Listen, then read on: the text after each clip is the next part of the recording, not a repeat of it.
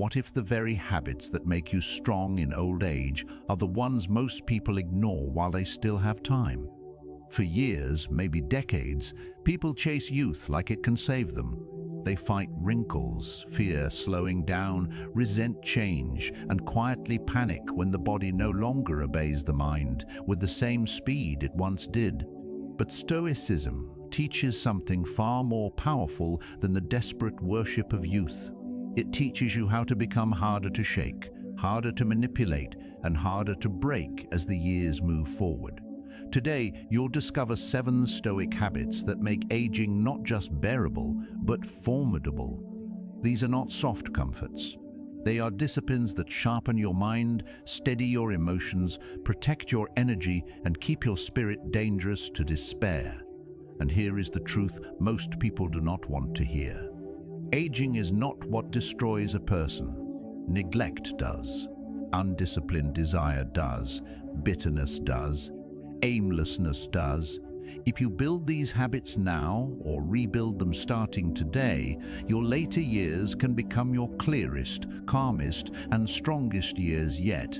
But before we get to the first habit, you need to understand why the Stoics treated time, pain, and aging with such seriousness. Watch till the end. The lesson you skip might be the one you need most.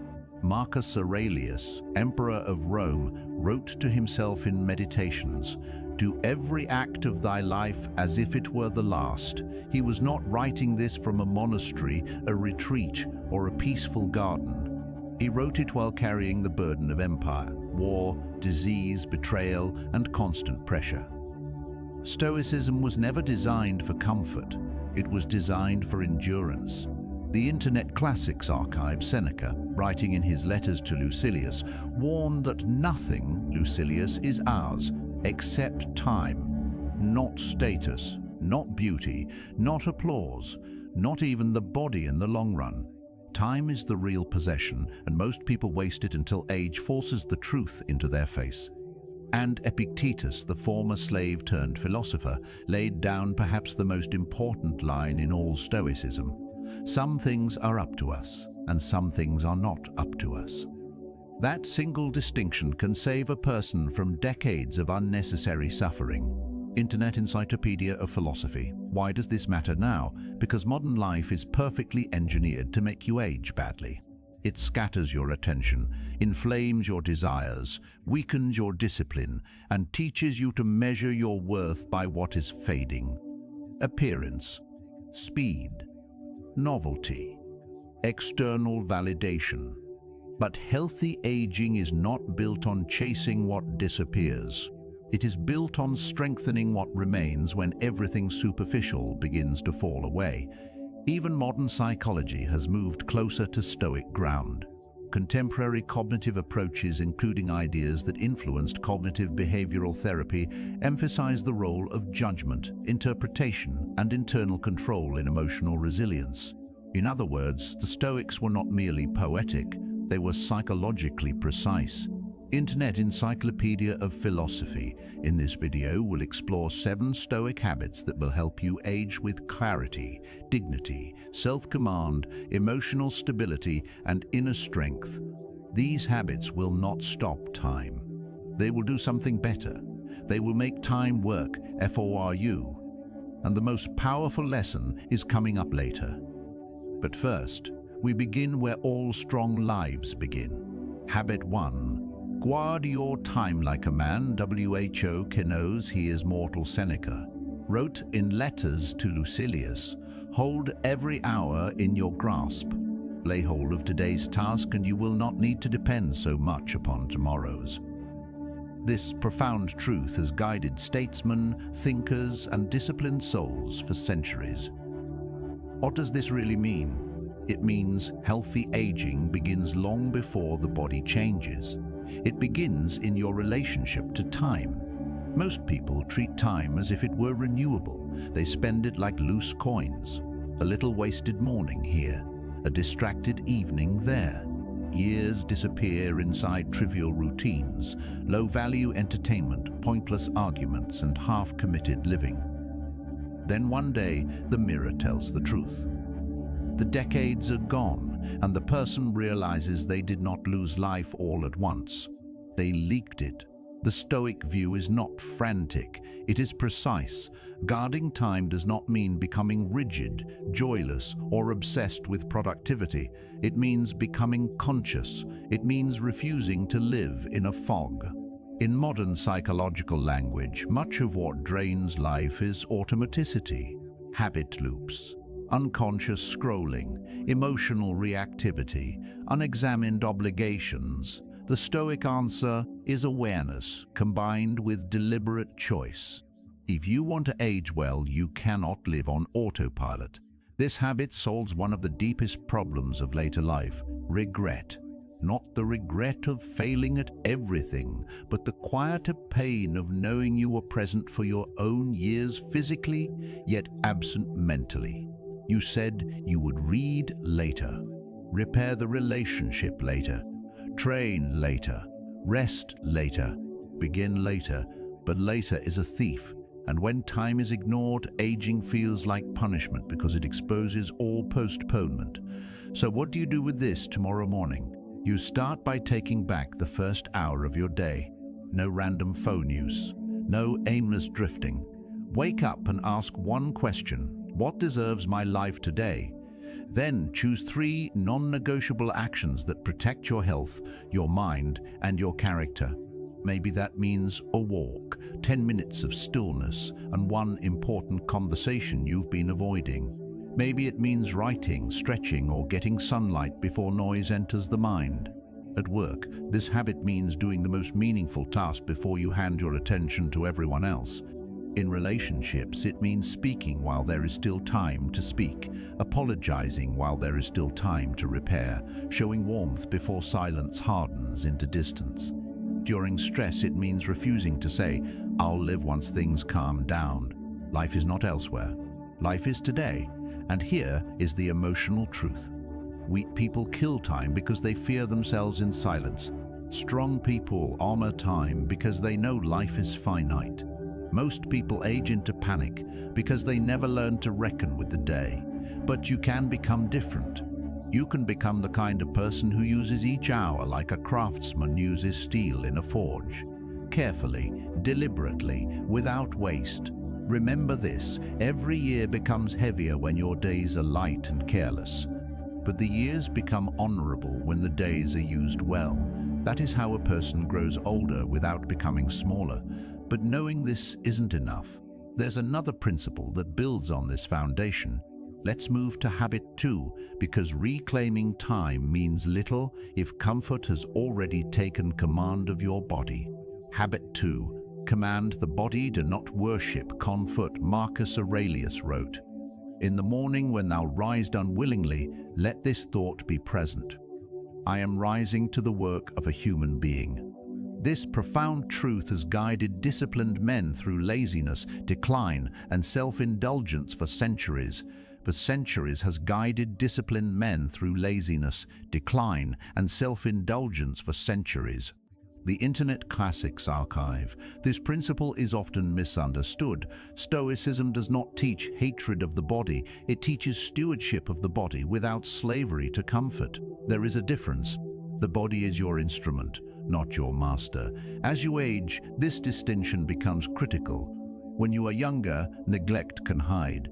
Recovery comes quickly, energy masks foolish habits, but time removes the disguise. Inactivity stiffens you, indulgence weakens you, chronic comfort makes ordinary effort feel unbearable. From a modern perspective, this is deeply consistent with what we know about adaptation. The body responds to use. The brain responds to challenge. Movement preserves function. Effort preserves confidence. Discipline preserves autonomy. But before we get to the deeper layer, understand this: the Stoic goal is not vanity, it is capability. The question is not, how do I look? The question is, can I still rise, carry, walk, focus, endure, serve? That is a very different standard. This habit solves the problem of passive decline, the quiet surrender that sounds like, "I'm just getting older." when what is really happening is abandonment. You stop using the stairs. You stop lifting what you can lift. You stop stretching what can still be stretched. You stop training balance, endurance, posture, breath, and restraint. Then weakness arrives dressed as destiny. But much of what people call aging is actually accumulation of neglect, softness, and surrender. How do you apply this? Begin with a morning act of voluntary effort, not punishment. Effort. Rise on time. Make the bed. Walk before excuses. Gather force. If your body allows it, do resistance work, mobility work, or a brisk walk. If your body has limitations, work within them without self-pity. The form matters less than the principle. Daily movement is your declaration that comfort will not become your habitat. In stressful moments, train yourself not to collapse into excess. Don't numb every discomfort with food, laziness, or endless distraction. At work, sit with strength. Breathe fully. Stand up often. In later life, protect muscle, mobility, and rhythm like a sacred trust.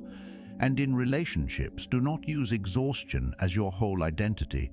You are tired, yes, but you are not only tired. You are still responsible for how you carry yourself. The weak mindset says, I deserve ease because life is hard. The strong mindset says, because life is hard, I must remain capable. That is Stoic strength, not vanity, not denial, capability. And there is dignity in this. A person who commands the body sends a message to the mind, we are still in this fight. We are still available for life. We are not folding early. If you think this is powerful, what comes next will go even deeper. Because strength collapses fast when you keep fighting battles that were never yours to control. Let's move to habit 3. Habit 3. Separate what you can control from what you cannot. Epictetus taught, some things are up to us and some things are not up to us. This profound truth has guided leaders, survivors, and philosophers through chaos for centuries, has guided leaders, survivors, and philosophers through chaos for centuries. Internet Encyclopedia of Philosophy. This is the backbone of Stoic sanity, and the older you get, the more essential it becomes. Why? Because aging confronts you with realities you cannot bully into submission. Other people change. The body changes. Opportunities close, time narrows, loss comes. Social status rises and falls. The world does not pause to protect your preferences. If you try to control everything, you will age in bitterness. But if you learn to govern what is yours, you age in power. The deeper meaning here is not passivity, it is precision. Epictetus is not telling you to stop caring, he is telling you to care correctly. Your judgments, your actions, your standards, your speech, your effort, your response, these are yours. Outcomes, praise, weather, reputation, markets, the past, the behavior of other people, these are not fully yours. Psychological suffering grows when you confuse the two. This habit solves emotional exhaustion. You know the feeling.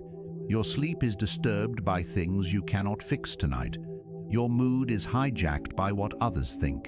You replay conversations. You resent aging. You rage at what used to be easy. You burn energy trying to force the uncontrollable into obedience. And in the process, you abandon the one domain where real power exists, your ruling mind.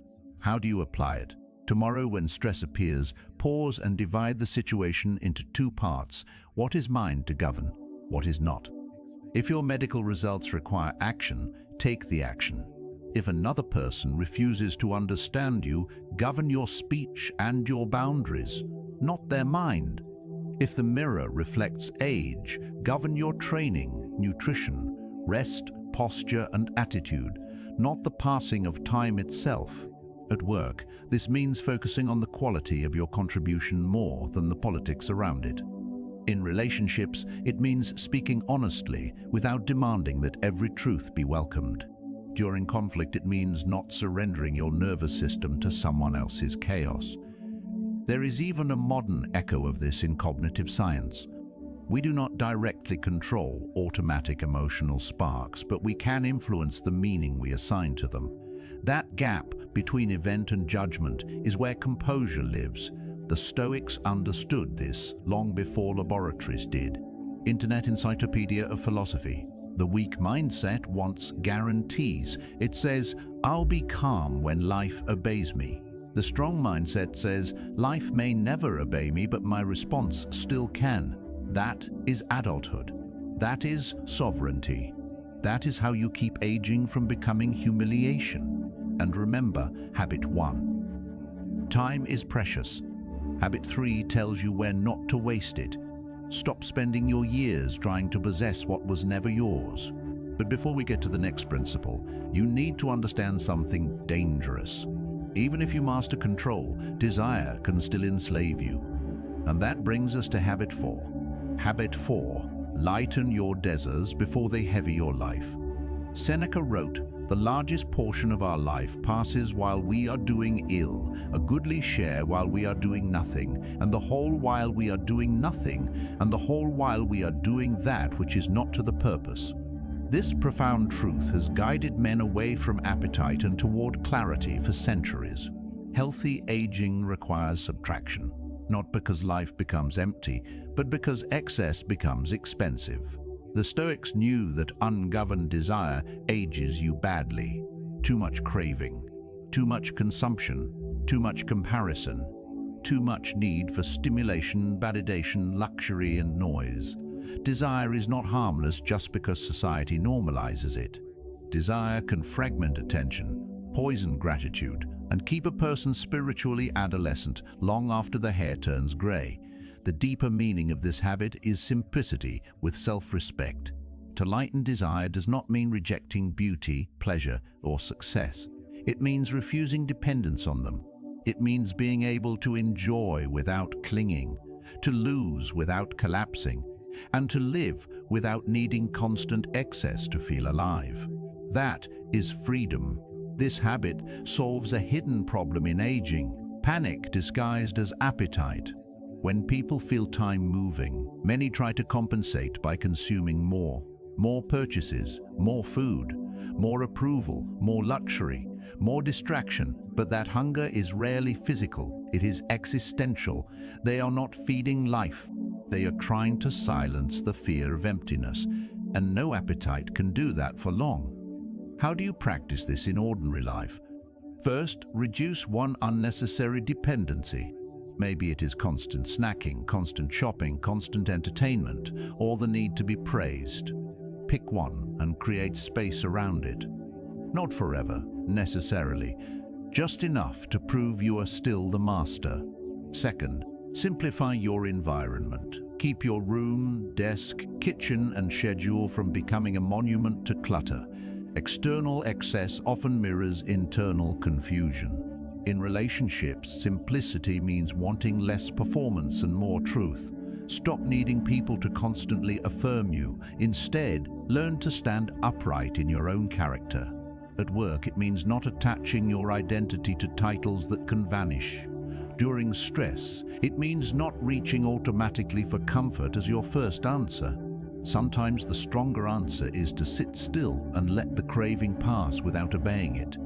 This is where Stoic aging becomes elegant, because the lighter your desires, the lighter your suffering. The fewer chains you wear, the less life can drag you.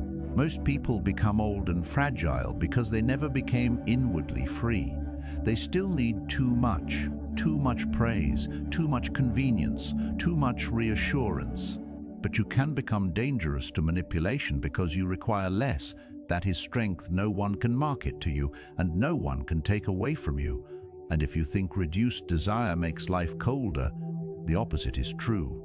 It makes your pleasures cleaner, your gratitude sharper, your peace less negotiable. But simplicity alone is not enough, because even a disciplined life will still meet pain, delay, insult, and setbacks. The next habit teaches you what to do when life resists you. Let's move to habit 5. Habit 5. Turn obstacles into training. Marcus Aurelius wrote, The mind converts and changes every hindrance to its activity into an aid, and so that which is a hindrance is made a furtherance to an act. This profound truth has guided warriors and thinkers through hardship for centuries. The Internet Classics Archive. This is one of the most powerful Stoic habits for healthy aging, because later life will test you in ways youth often hides. Plans will change, recovery may slow, friends may disappear. You may face disappointment that no amount of positive thinking can erase. Stoicism does not tell you to pretend pain is pleasant. It tells you to use pain as material. That phrase matters material. That phrase matters material. Marcus says the event itself becomes something the mind can work with. Difficulty becomes weight for the soul to lift. You do not choose every obstacle, but you can choose whether it becomes corrosion or training. In modern resilience research, meaning-making changes outcomes. The event remains hard, but interpretation shapes adaptation. The Stoics understood this with startling clarity. This habit solves the tendency to personalize adversity as proof of decline. You get injured, disappointed, corrected, ignored, or delayed, and the weak interpretation is immediate. I'm finished. Life is against me. It's too late. I used to be better. But those thoughts deepen the wound. They turn challenge into identity. And once that happens, a setback becomes a sentence. So what do you do instead? The next time life obstructs you, ask, what virtue does this demand? Patience, courage, restraint, flexibility, endurance, precision. If your body limits one form of training, train another form. If one role in life closes, strengthen another. If stress rises, practice slower speech, steadier breathing, cleaner thinking. You do not wait for ideal conditions. You convert the present condition into practice. At work, use criticism to sharpen skill instead of defending ego. In relationships, use misunderstanding to improve clarity, not to fuel resentment. During health struggles, use the challenge to refine discipline. Maybe you cannot do what you once did. Fine. Do what can still be done with excellence. That is Stoic adaptation. Marcus also wrote that the art of life is more like wrestling than dancing. That means life is not always graceful. Sometimes it is close contact, awkward leverage, unexpected impact. You need readiness, not elegance. The Internet Classics Archive. The weak mindset says, this should not be happening to me. The strong mindset says, this is happening. Now let me meet it well. That sentence alone can transform a decade. Remember habit 3? You cannot control every obstacle.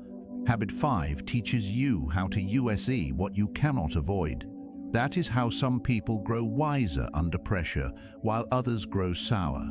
Same storm, different philosophy. But there is a deeper threat still. A person can survive hardship and still be poisoned by it internally. That is why the next habit may be the most necessary for long life. Let's move to habit 6. Habit 6. Do not let bitterness live rent-free in your mind, Epictetus taught. Remember that foul words or blows in themselves are no outrage, but your judgment that they are so. This profound truth has guided men away from rage and toward self-command for centuries. Internet Encyclopedia of Philosophy. As you age, you collect reasons to become bitter. That is simply true. You see hypocrisy more clearly. You experience betrayal more personally. You watch institutions fail, relationships strain, and promises break. You carry losses younger people cannot yet understand, so the danger is not merely pain. The danger is letting pain settle into identity. Bitterness feels like armor, but over time it becomes acid.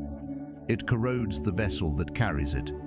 Stoicism does not deny hurt. It denies hurt the right to have it. The deeper meaning of this principle is that events reach you twice. First through the world, then through your interpretation. The first impact may be unavoidable. The second is where freedom begins. This is not easy. It is a discipline of inner gatekeeping. You decide what thoughts are allowed to build a home in your mind. This habit solves the slow emotional aging that destroys people before the body does. You know this kind of person. Still talking about old insults. Still replaying what should have happened 10 years ago. Still secretly living in a room that no longer exists. Their body stands in the present, but their nervous system serves the past. That is not wisdom. That is captivity. How do you apply this? First, catch the rehearsed grievance, the story you tell again and again. Ask yourself honestly, is this memory teaching me or feeding on me? Second, replace interpretation with fact. Instead of saying, "This ruined me," say, "This hurt me, and I am learning to carry it." That shift is not cosmetic. It reduces emotional fusion. Third, when resentment rises, direct energy toward conduct. Train, write, pray, walk, breathe, build. Don't just feel, transmute. In relationships, bitterness often appears as coldness disguised as maturity. Do not confuse numbness with wisdom. Wisdom remains capable of warmth. At work, bitterness becomes cynicism that kills excellence before circumstances do. During family conflict, bitterness becomes your hidden religion. You worship the wound and call it realism. Marcus Aurelius warned himself not to place his happiness in the souls of others. There is immense freedom in that. If other people remain flawed, inconsistent, selfish, or blind, you still have the right to remain just. The Internet Classics Archive, The Weak Mindset, says, "Because life hurt me, I'm entitled to harden into resentment." The Strong Mindset says, "Because life hurt me, I must become even more disciplined about what I permit inside." That is a rare form of strength. Quiet, severe, liberating. And if you think this is merely emotional advice, think again. Bitterness steals sleep, peace, recovery, and presence. It makes the years heavier than they need to be.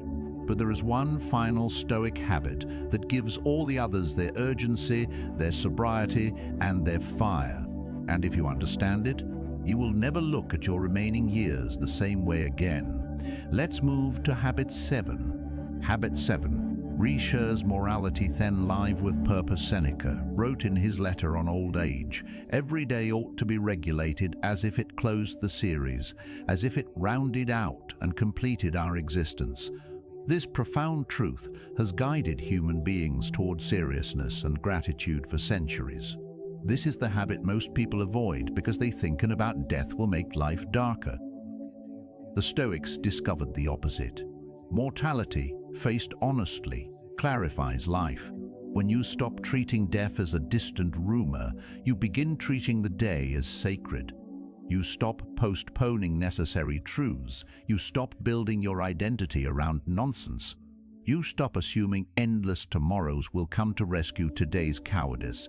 The deeper meaning of memento mori is not fear, it is alignment. Seneca says the person who can say, "I have lived" at the end of the day, rises into the next morning as if receiving a bonus. That is profound. It means the goal is not to stretch life anxiously at all costs, but to live so fully, so consciously, and so honorably that each day can stand on its own. This habit solves the greatest hidden disease of aging: drifting, not dying. Drifting. Existing without aim, waking without mission, consuming without gratitude, complaining without correction. The fear of death often masks a deeper fear that one has not really lived. That is why mortality matters. It exposes false priorities and forces a reckoning. So how do you practice it? At night, review the day. Ask yourself, if this were the final page, would I respect how I lived it? Not was it perfect, was it honorable, did I waste myself, did I speak truth, did I avoid the essential? Then in the morning, rise with intention. Marcus said to do the work of a human being. Seneca said to hold the day. Together they give you a code. Wake up, act well, waste little, postpone nothing necessary. In relationships, mortality means telling people what matters while they can still hear it. At work, it means doing meaningful labor rather than living entirely for appearance. In personal health, it means caring for the body not because you are trying to outwit death forever, but because life deserves your stewardship while it is still yours. And here is the paradox. People who rehearse mortality are often calmer, not darker. They become less petty, less vain, less panicked. They know the clock is real, so they stop bargaining with illusions. They become more grateful for a sunrise, more careful with words, more willing to begin now. The weak mindset says, don't think about death, it's depressing. The strong mindset says, think about death so you stop wasting life. That is Stoic fire. That is mature courage, and that is the habit that makes all the others come alive. Because once mortality becomes real, time becomes precious, comfort loses authority, control becomes clearer, desire becomes lighter, obstacles become training, bitterness becomes too expensive, and suddenly aging is no longer a slow defeat. It becomes a narrowing beam of light that reveals what matters most. So here they are. Guard your time like a man who knows he is mortal. Command the body and stop worshipping comfort. Separate what you can control from what you cannot. Lighten your desires before they heavy your life. Turn obstacles into training. Refuse to let bitterness live inside your mind. Rehearse mortality and let it drive you into purpose. These are not just ideas, they are tools. Tools to help you age with steadier nerves, clearer thought, stronger habits, deeper gratitude, and a mind that does not collapse when appearance, comfort, and circumstance begin to change. Most people think healthy aging is only about biology, only about supplements, routines, and medical numbers. Those things matter, but without philosophy, many people preserve the body while neglecting the soul. They live longer, yet not better. The Stoics offer something rarer.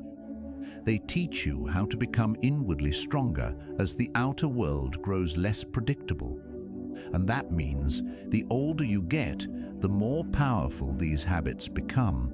Because with age, distractions reveal themselves, vanity exposes itself, false urgency burns out, and if you are disciplined, what remains is something solid, a quieter strength, a harder peace, a man or woman who no longer needs to impress the world because they have learned to govern themselves. So if this resonated with you, tap like. Drop your affirmation in the comments which habit hit hardest, and subscribe for unapologetic Stoic truth. Every single week, do not fear getting older. Fear getting older without discipline. Fear arriving at the later chapters of life with a weak mind, scattered attention, uncontrolled desire, and a spirit trained only for comfort. You still have time to build differently. You still have time to become steadier. You still have time to become the kind of person who grows older without growing weaker in soul. Become the master of your mind. Rebuild, refocus, rise.